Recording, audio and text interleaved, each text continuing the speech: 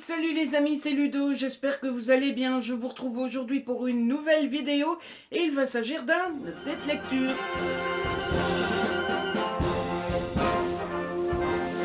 En effet, comme d'habitude, la formule ne change pas. J'ai lu 4 romans récemment et comme d'habitude, eh bien, je n'attends pas plus longtemps pour vous en parler, histoire que tout soit bien frais dans ma petite tête et que je puisse vous parler fidèlement des livres et que mon avis soit bien construit parce que je n'ai rien oublié de ce que j'ai lu. Cette fois-ci, on a un peu de tout dans cette update. On a un thriller, on a un document sur un sportif, on a de la politique et on a une romance. Il y en a pour tous les goûts.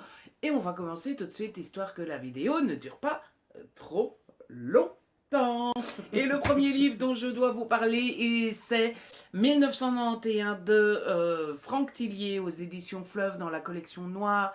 Je pense que vous l'avez déjà largement vu passer. Il a très bonne presse et je ne vais pas sortir du lot parce que j'ai plus qu'aimé ce thriller.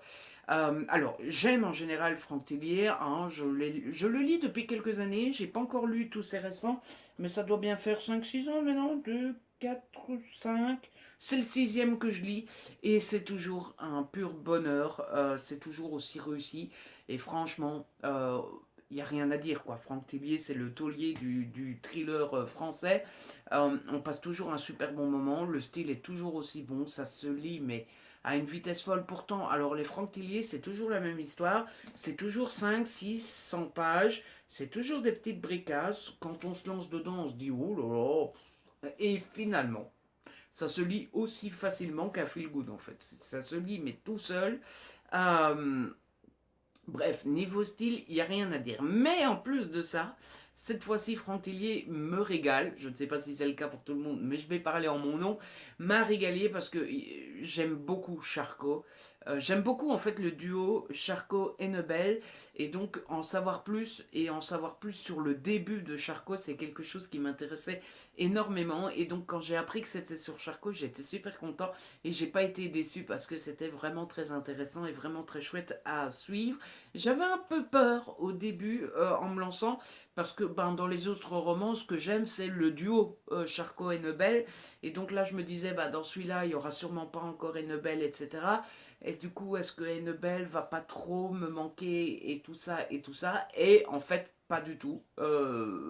Alors, ça ne veut pas dire qu'Enebel sert à rien dans les autres romans, hein. Mais franchement, je trouve que l'histoire ici se suffit à elle-même. J'ai beaucoup aimé d'abord l'histoire en elle-même qui est toujours aussi réussie. Ça part d'un type qui reçoit une photo avec un message un peu spécial. Je vous laisserai découvrir les détails. Il se rend à la police pour en parler et là il tombe sur Charcot. Alors normalement le protocole voudrait que ça soit l'équipe de nuit qui s'en occupe, mais Charcot intercepte l'histoire avant qu'elle arrive à l'équipe de nuit et va aller voir lui-même en fait, voir s'il y a vraiment quelque chose de louche, etc.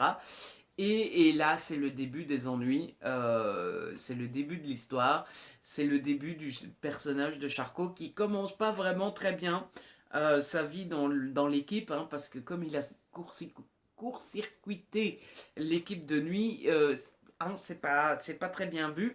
Et puis en parallèle de ça, on a un cold case dont s'occupe Charcot parce qu'en fait l'équipe principale n'a jamais trouvé le coupable et donc comme Charcot vient d'arriver, il a un regard neuf et il doit se taper toutes les archives, etc.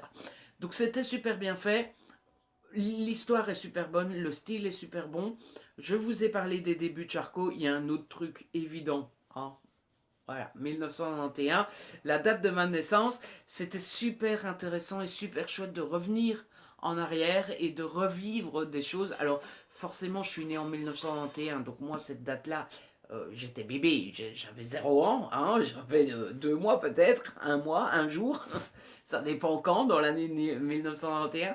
Mais il y a tout de même des choses de cette époque-là que j'ai connues et qui me rappellent mon enfance. J'ai l'impression d'être très vieux quand je parle comme ça, mais pas de téléphone portable. J'ai connu quand même une grande partie de ma jeunesse, j'avais pas de téléphone portable. Et au début, quand j'ai connu ça, c'était les Nokia 3310, tout le monde a connu ça aussi, sur lequel on savait juste jouer au serpent.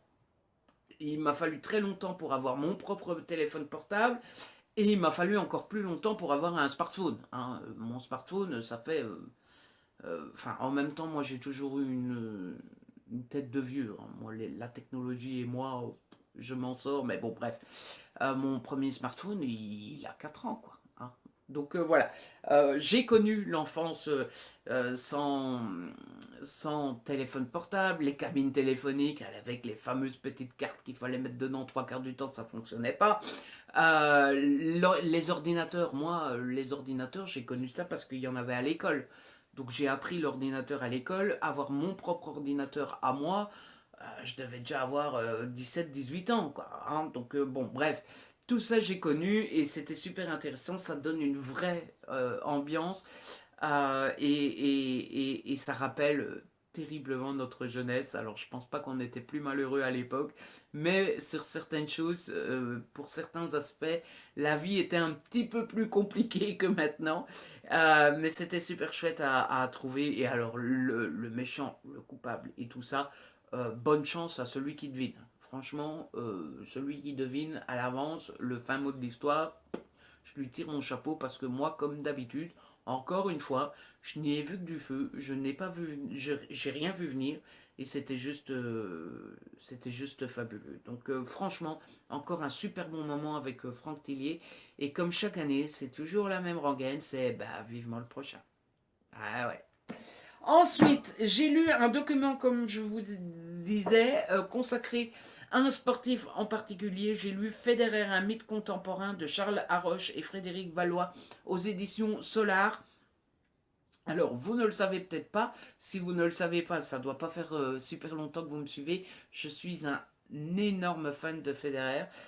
J'ai pas énormément d'idoles dans ma vie, mais Federer en fait partie, avec Arlan Coben. Et moi, Federer, ça fait 15 ans qu'il me fait vibrer, hein, puisque oui, j'ai commencé à le suivre vers les années 2006. Donc voilà, tout ce qui est Federer, moi je suis super content. Quand j'ai vu que ce livre-là sortait, je l'ai demandé directement. J'ai eu la chance de le recevoir et j'étais trop content. Et donc dans ce livre aussi, on analyse le pourquoi Federer est un mythe. Parce que bon, il faut être honnête, qu'on soit fan ou pas de lui, c'est un mythe. Et qu'est-ce qui a fait de lui le mythe qu'il est? Et j'ai trouvé le livre super bien fait. Alors d'abord, il n'est pas très long. Alors je vous passe les biographies, etc., les annexes. Il fait 185 pages à peine.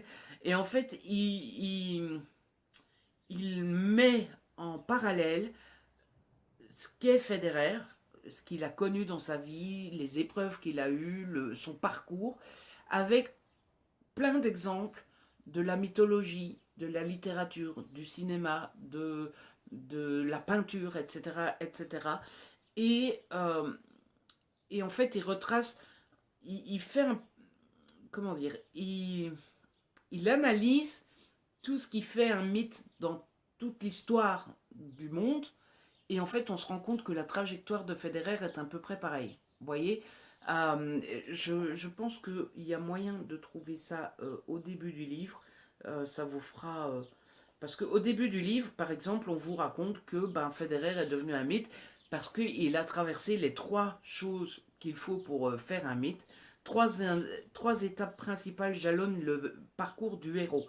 La séparation avec le monde ordinaire, par exemple comme Prométhée à qui Zeus demande de créer la vie sur Terre, l'initiation et la confrontation à des forces supérieures, comme Prométhée qui dérobe le feu aux dieux, et le retour vivificateur, comme Prométhée qui rapporte le feu aux hommes. Vous voyez? Et donc, bah, Federer, il a vécu ça, puisque bah, la séparation avec le monde ordinaire, c'est quand il part à l'école apprendre le tennis et qu'il doit laisser derrière lui sa famille, etc. L'initiation et la confrontation à des forces supérieures, bah, c'est ces confrontations avec ses deux plus gros adversaires qui sont Nadal et Djokovic. Et le retour vivificateur, c'est parce qu'il s'est blessé plusieurs fois et il est revenu à chaque fois aussi fort, si pas plus, que lorsqu'il est parti. Et vous voyez, donc on a à chaque fois tout un parallèle avec Prométhée, mais il y a aussi, par exemple, on le compare souvent à Rocky, en parlant du cinéma, ou à James Bond, ou des trucs comme ça, et on se rend compte que ça soit dans la réalité, que ça soit dans les mythes, que ça soit dans le cinéma, dans la culture en général, en fait, l'histoire d'un mythe ou d'un personnage marquant est toujours le même, le parcours est toujours le même, et Federer a eu ce parcours-là, et c'est ce qui peut expliquer que Federer soit un mythe. Et donc, tout au long du livre, eh bien, on analyse les débuts de Federer, on analyse son jeu, on analyse ce que lui a apporté ses confrontations avec Nadal et Djokovic, on analyse son côté businessman, on analyse son après Federer, on analyse les records qu'il a, etc., etc. C'était vraiment très intéressant. Franchement, alors peut-être que si vous n'êtes pas fan de Federer, les 4-5 minutes là qui viennent de passer, vous êtes là, ouais, ouais, ouais. Je pense que ça peut être intéressant, même si on n'est pas fan de Federer. Après, c'est comme tout dans ce genre de livre, il faut avoir envie un minimum avant de se lancer dans le livre, d'apprendre quelque chose sur le personnage. Voilà. Si vous prenez le livre Federer en vous disant j'en ai rien à secouer, quoi qu'on puisse me raconter, hein, voilà, forcément ça va pas vous intéresser. Si vous vous dites tiens Federer, c'est vrai, c'est un homme connu, je connais pas grand chose de lui, pourquoi pas en apprendre plus, ça peut le faire. Vous voyez, c'est comme tout livre sur un personnage en particulier. Voilà. Alors, si je prends un livre sur Staline, que je connais pas du tout Staline et que j'en ai rien à secouer et que je veux pas en apprendre plus sur Staline, j'aurais beau essayer de lire le livre, ça m'intéressera pas. Par contre, si je me dis tiens, je connais rien de Staline, pourquoi pas me cultiver un peu et en apprendre un peu plus, ça pourrait m'intéresser. C'est pareil avec celui-ci. Oui, dernière petite remarque, c'est un poil lisse le livre. Hein. Alors, on reproche souvent à Federer d'être trop lisse. Là, pour le coup, le livre. Alors, c'est dit très honnêtement, Charles Laroche et Frédéric Valois sont fans de Federer. Ils le disent dès le début du livre, donc ils ne mentent pas du tout sur ce coup-là. Et parfois, ça se sent un tout petit peu. Il n'y a pas de charge contre Federer. Hein. C'est tout à décharge de Federer. C'est tout. Enfin, moi, ça me plaît hein, de lire pendant 185 pages que Federer est génial. Ça me plaît beaucoup. Mais il n'y a pas beaucoup de contre-arguments, etc. Donc voilà, ça se sent un petit peu tout de même. Il fallait que je le dise pour que ma chronique soit complètement honnête. Ensuite, on va parler politique, puisque j'ai lu Nos Vérités, mon rêve américain de Kamala Harris aux éditions Robert Laffont. J'ai appris d'ailleurs qu'on ne dit pas Kamala, on dit Komala. Donc c'est Kamala Harris. Alors, vous me connaissez, je suis fan de politique américaine, c'est un de mes hobbies, c'est un de mes sujets de prédilection, et donc forcément quand le livre de la vice-présidente est traduit, je ne peux pas m'empêcher de le lire, c'était obligé. Merci à Robert Laffont de me l'avoir envoyé. Il faut savoir une chose, c'est que le livre a été écrit avant que Kamala Harris devienne vice-présidente des États-Unis, puisque le livre a été écrit en 2018. Kamala Harris est devenue vice-présidente en 2021. Donc en 2018, quand elle l'a écrit, elle était sénatrice, sénatrice de Californie. Si je fais bien mes calculs, elle est devenue sénatrice en 2016. Donc ça faisait 2 ans qu'elle était devenue sénatrice. Il y a peu de politique nationale dans ce livre-là, ce qui est plutôt logique puisque, eh bien, tout le début de sa carrière, en fait, sa carrière c'est dans la justice. Donc, tout le début de sa carrière ne se fait pas sur un plan national, c'est-à-dire que aux États-Unis, il y a beaucoup de postes dans la justice qui sont électifs, où il faut se présenter à des élections, et c'est ce que nous raconte Kamala Harris quand elle a dû se présenter pour devenir procureur d'un district en Californie, et puis quand elle s'est présentée pour devenir procureur de l'État. Vous savez, aux États-Unis, vous prenez la Californie, vous avez la Californie, et dans toute la Californie, il y a des districts. Chaque district a un procureur. Le procureur, c'est le patron de la police du district. Et ensuite, vous avez un procureur de l'État qui est le patron, la patronne, dans ce cas-ci, de la police de tout l'État. Voilà, pour faire simple. Et donc, Kamala s'est d'abord présentée dans un district et puis à l'état général. Et donc, elle nous raconte ses élections, mais surtout, elle nous raconte son quotidien dans la police et elle nous raconte à chaque fois les défis auxquels elle a fait face et auxquels la justice fait face. C'est très intéressant dans le sens où finalement, on ne parle pas tellement de politique, on parle surtout de sujets sociétaux puisque tous les sujets sociétaux, je pense, se retrouvent dans la justice forcément. Quand vous êtes pauvre et que vous vivez dans la rue et qu'il faut absolument bouffer, vous faites quoi? Vous volez. Si vous volez, vous vous retrouvez devant la justice. Donc pour qu'il y ait moins de monde qui soit jugé, il faut lutter contre la pauvreté. Vous voyez, si vous n'avez pas les moyens de vous payer une assurance santé, vous allez faire une connerie pour pouvoir vous soigner, vous allez vous retrouver devant la justice. Donc pour alléger la justice, il faut lutter contre le manque de sécurité sociale.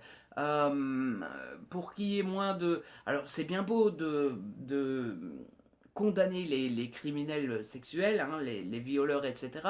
Mais au lieu d'arriver au moment où il y a des violeurs devant la justice, on peut essayer de régler le problème à la source, etc. Et donc dans ce livre-ci, Kamala prend chaque sujet les uns après les autres. Donc les prédateurs sexuels et comment on pourrait améliorer les choses, le système d'assurance maladie, la pauvreté, l'absentéisme scolaire, parce que quand un gamin va pas à l'école, va pas en cours, qu'est-ce qu'il fait? Il traîne dans la rue. Quand il traîne dans la rue, il fait des conneries, il se retrouve devant la justice, vous voyez. Donc elle prend à chaque fois tous ces sujets sociétaux, que ce soit au moment où elle est procureure de district, ou que ce soit au moment où elle est procureure de l'État, ou même comme sénatrice, elle prend à chaque fois tous les problèmes un à un, elle vous raconte la situation qu'il y a aux États-Unis, vers quoi on devrait aller et comment, selon elle, on devrait faire pour arriver là où on doit aller. Vous voyez ce que je veux dire? Et donc c'était très intéressant. Maintenant, c'est un peu comme le fédéraire. Il faut pouvoir, au début, euh, se dire oui, ok, je veux bien m'intéresser au sujet. Si vous vous dites, moi, la situation de la sécurité sociale aux États-Unis, je me carre comme de l'an 40. Moi, c'est la situation en Europe qui m'intéresse, et encore même pas la situation dans mon pays, et le reste, j'en ai rien à secouer. Le livre vous intéressera pas forcément. Par contre, si vous êtes intéressé de savoir comment va la société américaine et devant quel problème il se retrouve, ça pourrait peut-être vous intéresser. Et puis, autour de tout ça, on a un peu de politique tout de même. Et on a la vie de Kamala Harris, forcément. Elle nous parle de ses parents, de ses voisins, de ses amis, de ceux qui l'ont aidée quand elle était petite et tout ça. Bref, c'était très intéressant. Ça manquait un peu de politique à mon goût, parce que vous savez bien que j'aime bien la politique, mais j'aime beaucoup les États-Unis qui me fascinent aussi. Et donc, c'était un portrait assez fascinant sur la situation sociétale aux États-Unis. Et j'ai beaucoup aimé le point de vue de Kamala Harris. Alors, au-delà de si je suis d'accord ou pas avec elle, ça c'est un autre débat, j'ai beaucoup aimé le fait elle est très pragmatique en fait. Elle est très...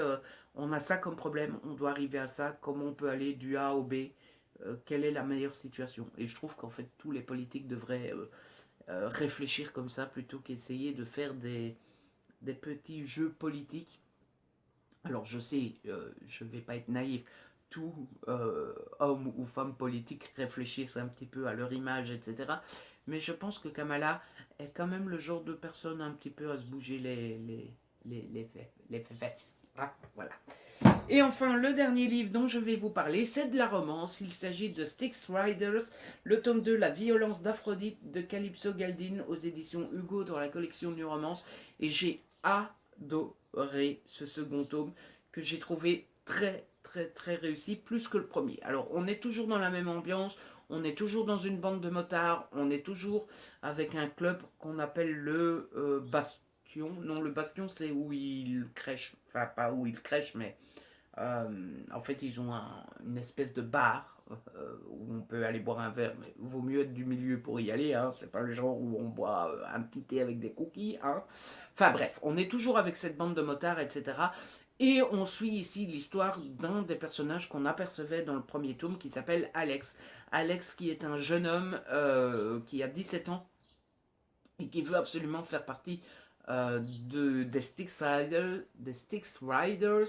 Le seul souci, c'est que les Styx Riders n'acceptent pas qu'il rentre dans l'équipe tant qu'il n'est pas majeur et qu'il a 18 ans. Alors que lui, il n'en a rien à secouer du reste, il veut faire partie de la bande de motards. Et s'il n'en a rien à secouer du reste, c'est en grande partie parce que sa vie est un petit peu, bah, disons-le, il est un petit peu pourri, dans le sens où il n'a pas vraiment de perspective, il a de la famille, mais il est hébergé, enfin il est élevé par sa tante parce qu'il a perdu, parce que son père n'en a rien à foutre de lui et il a perdu sa maman dans un accident. Et surtout, bah, quand il était petit, il faisait partie d'un gang, donc il a toujours été dans le milieu un petit peu violent, etc. Enfin bref, j'allais dire, c'est pas un enfant de cœur, et en fait, si, il est très attachant, il est très gentil, il est très chouette comme gamin. Le seul souci, c'est qu'il n'a pas eu de chance dans la vie, quoi. Il n'a pas de parents, il a vécu tout le temps dans l'horreur, dans la douleur, dans la violence. Et du coup, voilà, il est un peu paumé et surtout, il est très triste au fond de lui. Il est un peu détruit, il voit plus trop le bonheur, il voit plus trop la lumière et il est quand même vachement dépressif. Il boit beaucoup d'alcool pour essayer d'oublier ses tracas et surtout pour dormir parce qu'il n'arrive pas à dormir. Et dans tout ça, il y a deux choses qui le retiennent. Il y a les Styx Riders qu'il considère un peu comme sa famille, comme ses frères, etc. Et puis forcément, il y a de mémoire, c'est Kali, mais vous connaissez ma mémoire des prénoms, c'est pas toujours... Cassie, j'étais pas loin. Et puis il y a Cassie qu'il rencontre, Cassie qui est la sœur d'un des Styx Riders. Il la rencontre et ils se plaisent énormément directement et c'est un peu elle qui va l'aider autant qu'elle peut à se sortir un petit peu de ce marasme. C'est pas chose gagnée parce que forcément quand on est dépressif et qu'on se dévalue et qu'on pense qu'on est de la merde et qu'on pense qu'on ne mérite pas de vivre et qu'on pense que la terre se porterait mieux sans nous, forcément, on a beau nous dire mais non t'es merveilleux, on ne le croit pas forcément. Et donc voilà, moi aussi ça m'arrive de penser que je suis nul, je suis quelqu'un qui me dévalue beaucoup, et donc je peux comprendre ce que Alex vit, et je l'ai trouvé très attachant, très... on a envie de lui faire un câlin, de lui dire mais non ça va aller, et puis il y a toujours des jours meilleurs, et tu les verras, tu verras bien, ça va aller, il faut juste courber un peu les chines quand la vie nous met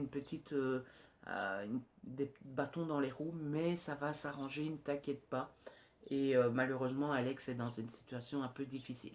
Je me concentre beaucoup sur Alex, mais franchement, pour dire la vérité, c'est vraiment ce qui m'a marqué dans ce tome-ci, et c'est vraiment ce que j'ai aimé. Cassie est très chouette aussi, mais je trouve qu'elle manque un peu de... euh, elle a une difficulté aussi, mais qui n'est pas très creusée, donc je me suis un peu moins attaché à elle. Et puis bah, l'ambiance des Styx Riders et tout ça, je vous en avais déjà parlé dans ma chronique du premier tome, donc ça sert à rien de répéter, ça donne une ambiance très prenante, on est à fond dedans, on découvre les codes, parce que moi je connais rien au motard et j'ai pas l'habitude de lire des romances qui se passent dans le milieu, mais tout ça je vous ai déjà dit pour le premier tome. Et puis voilà, c'était plutôt cool. Et j'ai hâte de lire le tome 3 maintenant. Et donc voilà, c'est comme ça que se termine cette update lecture. J'espère qu'il vous a plu. J'espère que je vous ai donné envie de découvrir l'un de ces titres. Après tout, c'est le but de ce genre de vidéo. Si vous avez aimé, n'hésitez pas à liker, à partager. N'hésitez pas à me laisser un petit commentaire. Vous savez que j'adore vous lire. Si ce n'est pas encore fait, abonnez-vous. C'est gratuit et ça fait plaisir. On approche des 4000 tout doucement. Ça fait un moment qu'on approche. Mais bon, on se dit un jour ça arrivera. Et puis surtout, eh bien, on se retrouve très vite pour une nouvelle vidéo. D'ici là, prenez soin de vous et de ceux que vous aimez.